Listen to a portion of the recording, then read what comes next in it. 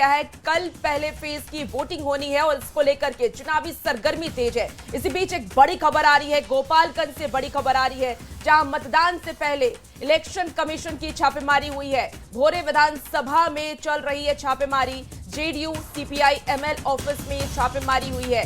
जन सुराज कार्यालय में भी छापेमारी की गई। सीपीआई एमएल प्रत्याशी के कार्यालय से कैश मिला है। तो इस वक्त की आपको बड़ी खबर बता रहे हैं, जहां सीपीआई एमएल प्रत्याशी के पास से कैश मिला है और 1,87,000 कैश बरामद किया गया है। गोपालगंज से इस वक्त की आपको ये बड़ी खबर बता रहे हैं, जहां मतदान से पहले ईसी की ये छापेमारी, भोरे विधानसभा में ये छापेमारी चल रही है। जेडीयू सीपीआई एमएल ऑफिस में ये छापेमारी हुई है। इसके साथ ही जन सुराज कार्यालय में भी छापेमारी की जा रही है। सीपीआई एमएल प्रत्याशी के कार्यालय से कैश भी मिला। बक्सर के ब्रह्मपुर विधानसभा क्षेत्र में एनडीए प्रत्याशी हुलास पांडे के पक्ष में चुनाव प्रचार करने चिराग पासवान और भोजपुरी के सुपरस्टार पवन सिंह पहुंचे थे। चिराग पासवान ने लोगों से हुलास पांडे के पक्ष में वोट करने की अपील की और विपक्ष पर जमकर निशाना भी साधा। तो पवन सिंह ने भी एनडीए सरकार की तारीफ करते हुए एनडीए उम्मीदवारों को जिताने की अपील की।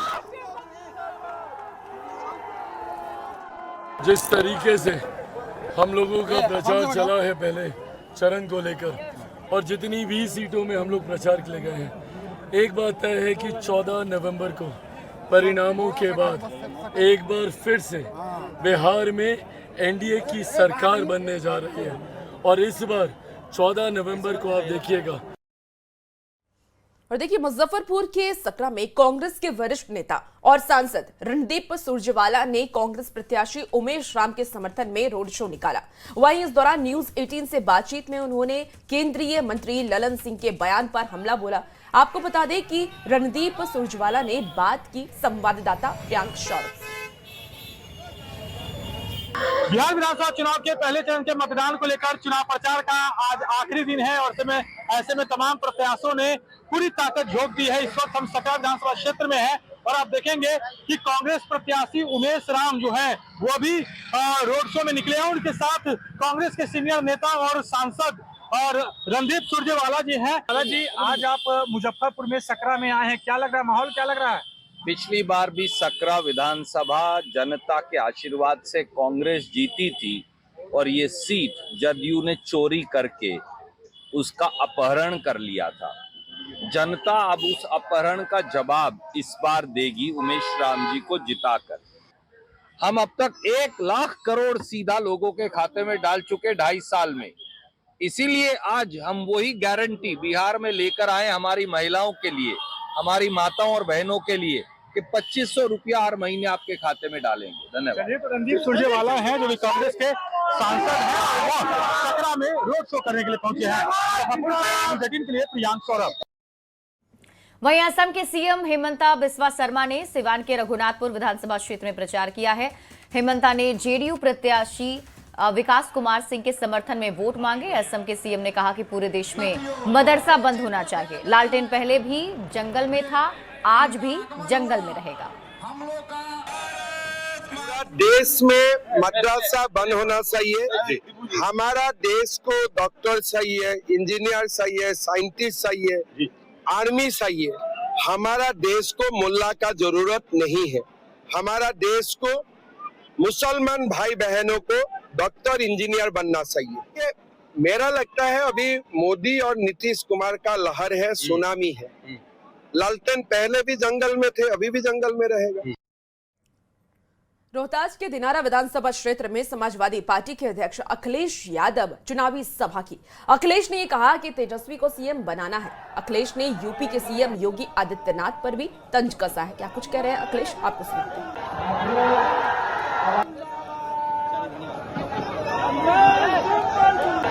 को महंगाई बेरोजगारी से हटा करके जानबूझ करके बीजेपी इस तरह की बात करवा रही है, क्योंकि वो जानते हैं कि बेरोजगारी का सवाल जब पूछा जाएगा तो बीजेपी के पास जवाब नहीं है। जो तेजस्वी जी नौकरी दे रहे हैं उससे ध्यान हटाने के लिए ये राष्ट्रपिता महात्मा गांधी जी के 3 बंदर याद आ रहे हैं। और सच्चाई तो ये है कि अगर बंदरों की टोली में उन्हें बैठा दिया जाए तो शायद हम और आप भी नहीं पहचान पाएंगे उन्हें।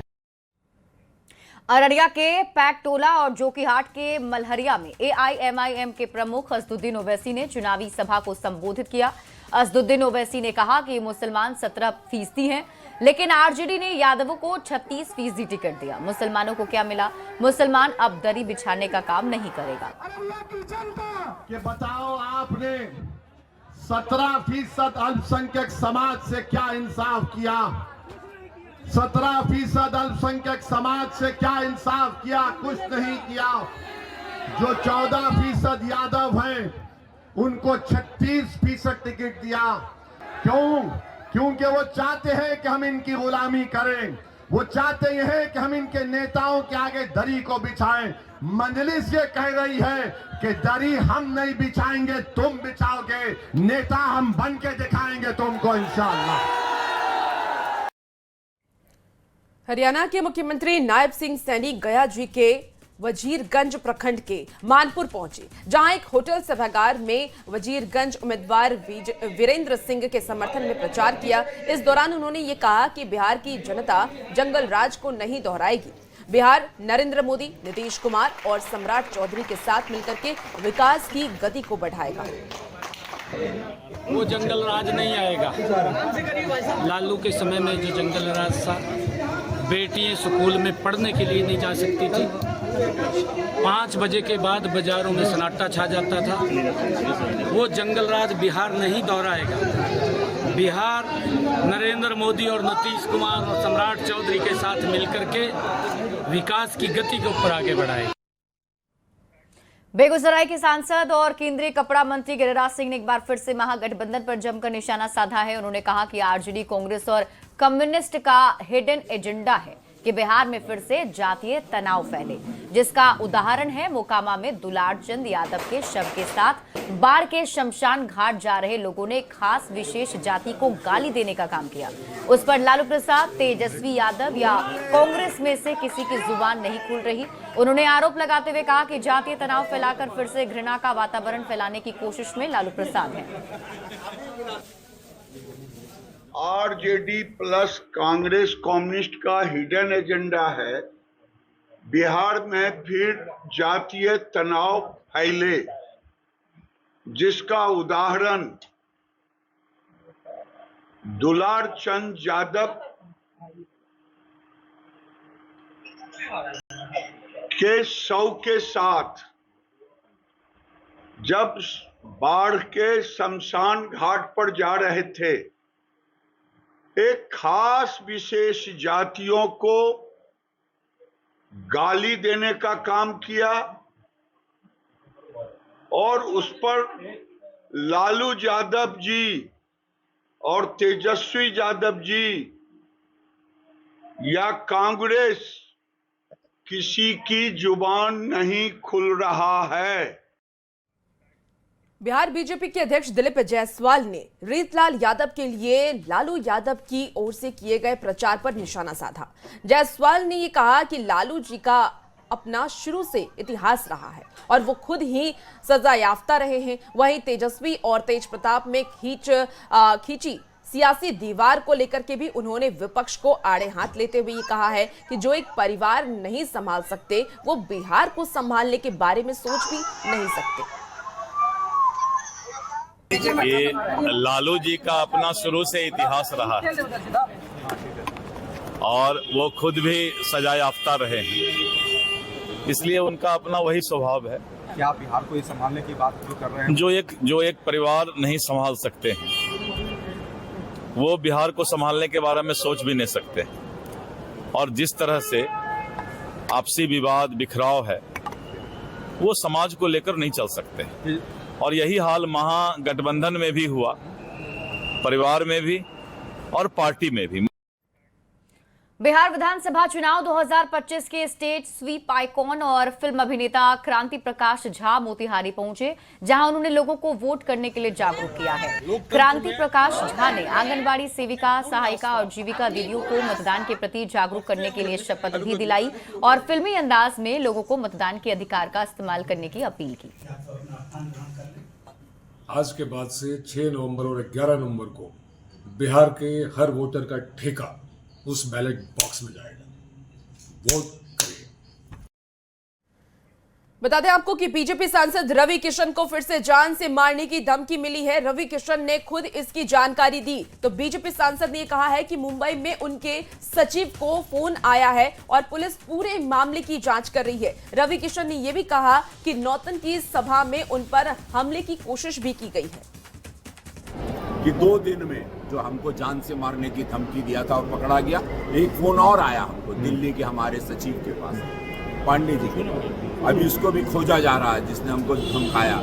आज हम एक सभा करने नौतन गए थे तो वहां पर कुछ लोग घुसे थे हमारी सभा, तो अगर उसका विजुअल मिलेगा तो देखिएगा, हमला करने का प्रयास किए थे। आरजेडी सांसद संजय यादव ने एनडीए पर तीखा प्रहार करते हुए कहा कि जनता ने मन बना लिया है। बिहार की जनता 20 साल की अक्षम, निकम्मी और भ्रष्ट एनडीए सरकार को उखाड़ फेंकने के लिए आतुर है। प्रधानमंत्री खुद समझ चुके हैं कि वो चुनाव हार चुके हैं, इसलिए ऐसी भाषा का इस्तेमाल कर रहे हैं।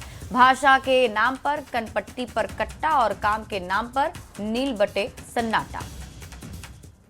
माहौल तो एकदम टकाटक है। लोगों ने मन बना रखा है। जैसे हमारे नेता और मुख्यमंत्री पद के उम्मीदवार श्री तेजस्वी यादव जी कह रहे हैं कि बिहार की जनता बेकरार है, बेसब्र है। वो इंतजार कर रहे हैं कि कब 6 तारीख आए और कब 11 नवंबर आए और इस 20 वर्षों की निकम्मी, नकारा, भ्रष्ट एनडीए सरकार को हम हटाएं और एक जोश, जुनून, उत्साह और उम्मीदों से लबरेज युवा सरकार को हम सत्ता में लेके आएं। और ये तो आप प्रधानमंत्री जी की भाषा से ही देख लीजिए कि वो स्वयं समझ चुके हैं कि वो चुनाव हार चुके हैं। भाषा के नाम पे कनपट्टी और कट्टा और काम के नाम पे नील बटे सन्नाटा, ये प्रधानमंत्री जी के भाषणों का सार है।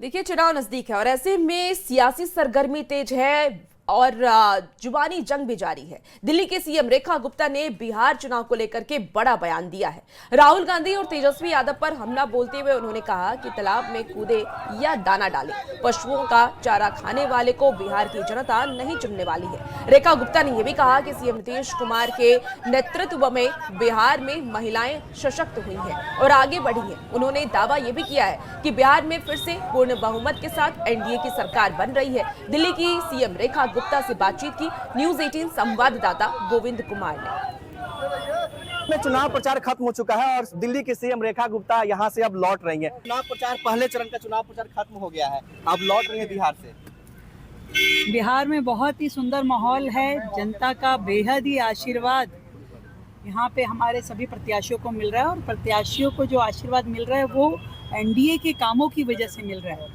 तो नीतीश कुमार जी की सरकार के कार्यकाल में, नरेंद्र मोदी जी के नेतृत्व में बिहार ने जिस तरीके से प्रगति की वो यहाँ की जनता के मनों में बसा हुआ है। इसलिए वो चाहते हैं कि बिहार रफ्तार पकड़े रखे, विकास कार्यों की गति की। ये महागठबंधन के जो नेता है तेजस्वी यादव, अंतिम दिन उन्होंने माई बहन मान योजना के तहत एक कार्ड खेल दिया महिलाओं के पक्ष में कि हमारी सरकार बनेगी तो 1 साल की राशि 30,000 रुपए एक मुश्त में महिलाओं के खाते में जाएगी। देखिए, चाहे वो तालाब में कूदें, चाहे दाना डालें, पर बिहार की जनता ये जानती है कि जिन्होंने पशुओं का चारा तक नहीं छोड़ा, उनका दाना लोगों को मिलने वाला नहीं है। लोग समझते हैं उनकी चालबाजियाँ, उनका जंगल राज, उनकी गुंडागर्दी। इसलिए बिहार की प्रगति की रफ्तार के लिए निश्चित रूप से एनडीए को ही वो चुनना चाहते हैं और फिर से एनडीए की सरकार बिहार में बनेगी। बिहार खुश तो दिल्ली खुश। तो ये दिल्ली की सीएम रेखा गुप्ता है जिन्होंने साफ तौर पर कहा कि बिहार प्रगति के रास्ते पर जाए, ये एनडीए सरकार चाहती है, क्योंकि बिहार खुश रहेगा तो राजधानी दिल्ली भी खुश रहेगी। गोविंद कुमार, न्यूज़ 18, गोपालगंज। विधानसभा चुनाव को लेकर सीतामढ़ी जिला प्रशासन पूरी तरह अलर्ट है। शांतिपूर्ण चुनाव कराने के लिए डॉग स्क्वाड की बड़ी भूमिका नजर आ रही है। शराब तस्करों पर भी प्रशासन नजर रख रहा है। डॉग स्क्वाड टीम के जरिए वाहनों की सघन जांच हो रही है।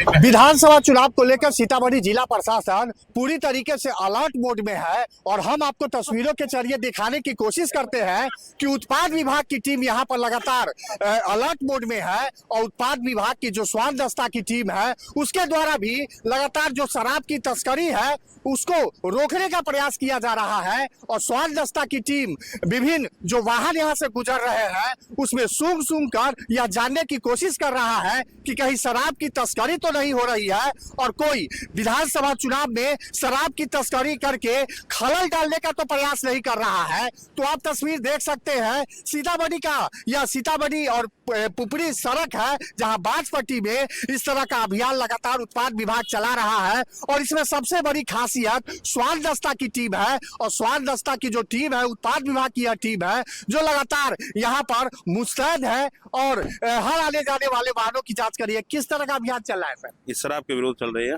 अच्छा, क्या कर रहे हैं सर इसमें? स्वान दस्ता का बड़ा स्वान दस्ता में जांच कर रहा है शराब की, शराब कोई गाड़ी में है कि नहीं, छुपा उपा के रखने का, तो वो डॉग स्क्वाड से हो जाता है। तो कहाँ कहाँ ये अभियान आपका चल रहा है? ये अभी हमें पुपरी थाना अंतर्गत अनुमंडल में चल रहा है।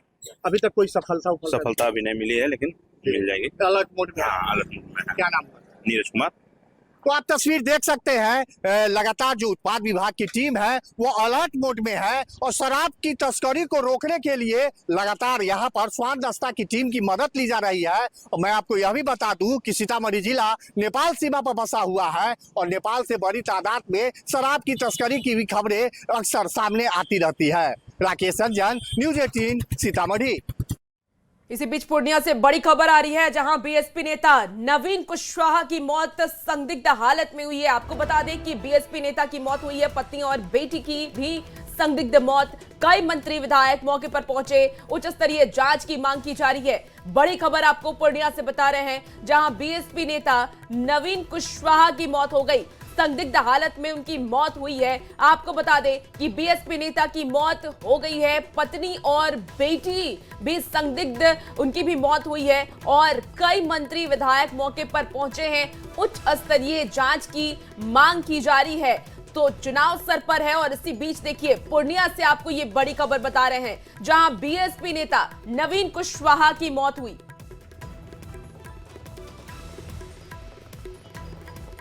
बढ़ते हैं आगे। सासाराम में आज उत्तर प्रदेश के मुख्यमंत्री योगी आदित्यनाथ राष्ट्रीय लोक मोर्चा प्रत्याशी स्नेहलता कुशवाहा के समर्थन में न्यू स्टेडियम फजलगंज मैदान में चुनावी सभा करेंगे। उनकी रैली को लेकर रात से तैयारी जारी है। स्थानीय नेताओं के अनुसार योगी आदित्यनाथ लगातार कई विधानसभा क्षेत्रों में प्रचार कर रहे हैं। बिल्कुल स्पष्ट है, देश के हमारे प्रधानमंत्री जी ने स्पष्ट मैसेज दिया है। ये चुनाव जो है एक विकसित बिहार के लिए चुनाव हो रहा है और बिहार की जनता और विशेष रूप से महिलाएं पूरी तरह से मन बना चुकी हैं। इस बार विकसित बिहार के लिए एनडीए की सरकार यहां बनेगी। पूर्व सांसद सूरजभान सिंह ने केंद्रीय मंत्री ललन सिंह को खुली चुनौती दी है। मतदाताओं को धमकाने के बयान को उन्होंने दुर्भाग्यपूर्ण बताया और सूरजभान सिंह ने यह भी कहा है कि उनके वोटरों को किसी की धमकी से डरने की जरूरत नहीं है। मतदाताओं के हक को कोई नहीं छीन सकता। मना जिससे कि कोई नहीं कर सकता है वोटरों का, उनका अधिकार है वोट देने का और लोग हमारे मत डरेंगे नहीं। कोई आके कुछ बोल रहे, किन्हीं कहते हैं घर में बूढ़ा के बंद कर दे, किन्हीं कहते हैं वोट नहीं दें, किन्हीं कहते हैं यहाँ से वहां तक। ये दुर्भाग्यपूर्ण मेरे देश के लिए है। बड़े बड़े पद पे रहते हैं लेकिन बोलना कहाँ क्या चाहिए इस चीज पर याद ही उनको नहीं रहता कि हम क्या बोल रहे हैं।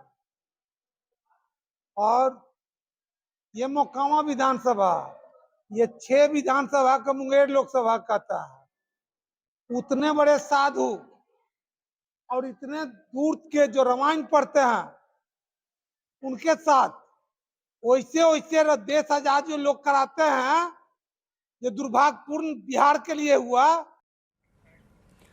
गोपालगंज में जेडीयू और कांग्रेस के कार्यकर्ताओं में झड़प हो गई। झड़प के दौरान कांग्रेस के कार्यकर्ता को चाकू मारकर घायल भी कर दिया गया।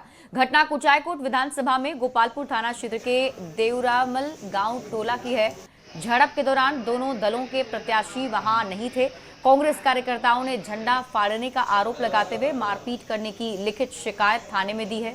वहीं जेडीयू की ओर से भी थाने में शिकायत दर्ज कराई गई है। ऐसे ही गाड़ी हम लोग रास्ता मांग रहे थे, वो लोग उन्होंने रास्ता करा दिया था और हमारी जो गाड़ी थी आधी एक थोड़ा सा हाइट में ज़मीन थी उस पर चढ़ा दी थी गाड़ी सारी। तो रास्ता देने के बाद भी उन लोगों ने क्या किया, उसमें से एक लेडीज़ को इन्होंने ऐसे बढ़ावा दिया।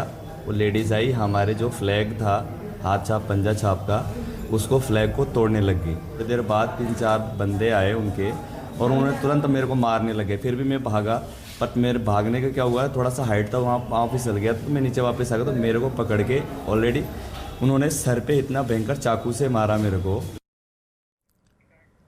और कल चुनाव के पहले फेज की वोटिंग होनी है और इसको लेकर के तैयारियां भी देखिए अब जोरों पर है। सिवान में कल विधानसभा चुनाव के लिए मतदान होगा और इसको लेकर के जिला प्रशासन ने पूरी तैयारी कर ली है। जिले में पहली बार हर बूथ का लाइव टेलीकास्ट होगा और इसकी मॉनिटरिंग कंट्रोल रूम से की जाएगी। निष्पक्ष और शांतिपूर्ण माहौल में चुनाव कराने का दावा भी किया जा रहा है। मतदान होनी है सिवान में, जिसको लेकर जिला प्रशासन अलर्ट मोड में है। यह तस्वीर आप देख सकते हैं जहाँ कंट्रोल रूम बना हुआ है, यहीं से चप्पे चप्पे पर जिला प्रशासन की नजर रहेगी। आप तस्वीर देख सकते हैं, जो कर्मी है पूरी तरह से मौजूद है, यहाँ से मॉनिटरिंग की जा रहा है। हर बूथ पर निगरानी यहीं से की जाएगी। आप तस्वीर देख सकते हैं, आप ठीक मेरे सामने अधिकारी भी बैठे हुए हैं। हम जानने की कोशिश करेंगे कि चूंकि कल चुनाव होने हैं, ऐसे में चुनाव में किस तरह की तैयारी रहेगी। कि हम लोग पूर्णतः निष्पक्ष चुनाव कराने के लिए सारी तैयारियां कर ली है। हमारे पास सारी व्यवस्थाएं बन गई हैं। 2559 जितने भी हमारे 2859 जो बूथ हैं, उन सभी पर वेब कास्टिंग की व्यवस्था है। लगभग 100 कंपनियां पुलिस फोर्स हमारे यहाँ है, तो कोई भी बूथ ऐसा नहीं होगा कि जो पुलिस से आच्छादित नहीं होगा। ये कंट्रोल रूम बनाएगा, यहाँ किस तरह की निगरानी की जाएगी? कंट्रोल रूम से हम लोग निगरानी आज से प्रारंभ हो गया है। वेबकास्टिंग से हमारे पास सारे केंद्रों की तस्वीरें आनी शुरू हो जाएगी। जिला प्रशासन द्वारा तैयारी पूर्ण कर ली गई है। सिवान जिले में निष्पक्ष और शांतिपूर्ण माहौल में चुनाव कराई जा सके, जिसको लेकर यह कंट्रोल रूम है, यहाँ से हर पल निगरानी रखी जाएगी। मृत्युंजय सिंह, न्यूज 18 सिवान। और फिलहाल इस बुलेटिन में इतना ही। बने रहिए न्यूज 18 बिहार झारखंड के साथ।